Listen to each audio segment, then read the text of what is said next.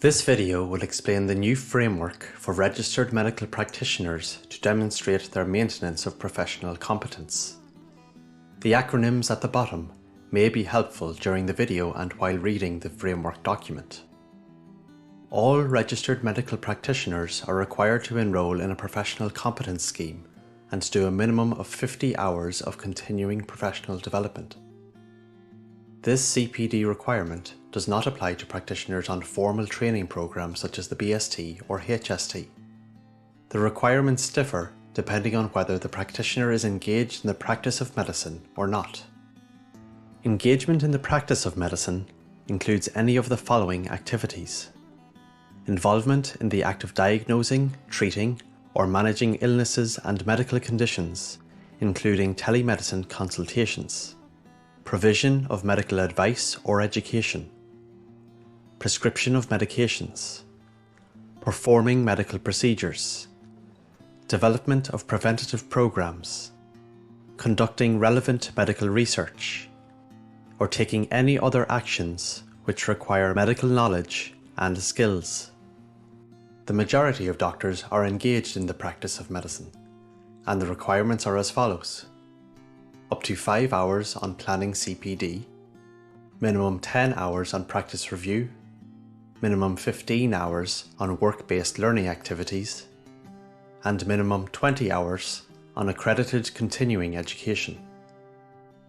For those not engaged in the practice of medicine, the professional development plan and accredited continuing education remain the same, but practitioners should do at least 25 hours of a mixture of practice review and work-based learning.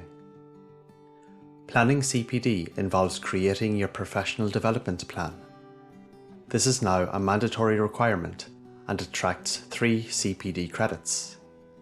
You can claim 1 further CPD credit if you have your plan reviewed by a peer or colleague, and another CPD credit if you reflect on your plan at the end of the year.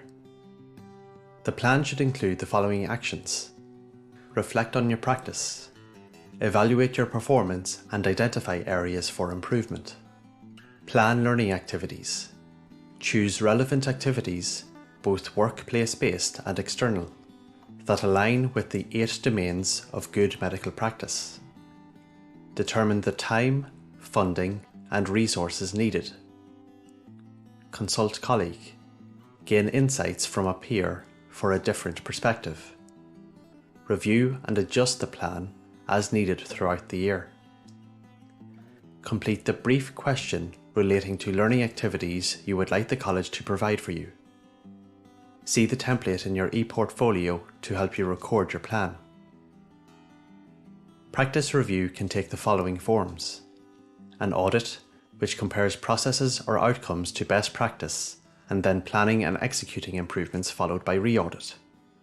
A quality improvement activity, which aims to improve processes where the solution is not immediately obvious. A practice evaluation. A systematic assessment of the performance of individual or a group of medical practitioners. For example, a review of significant events or a patient satisfaction survey. Refer to the guidelines for audit, quality improvement, and practice reviews. See the template in your e-portfolio to help you record your practice review. Work-based learning activities include grand rounds, multidisciplinary meetings, education or supervision of colleagues, assessment of peers, and internal teaching sessions, among others. Accredited continuing education activities include attendance at relevant educational events, conferences, courses, and workshops at local, national, and international levels. Continuing education activities, which are used to count for a doctor's annual CPD requirement, must be accredited in Ireland or in the state where it is delivered. Please visit the Professional Competence section of the RCPI website for more details.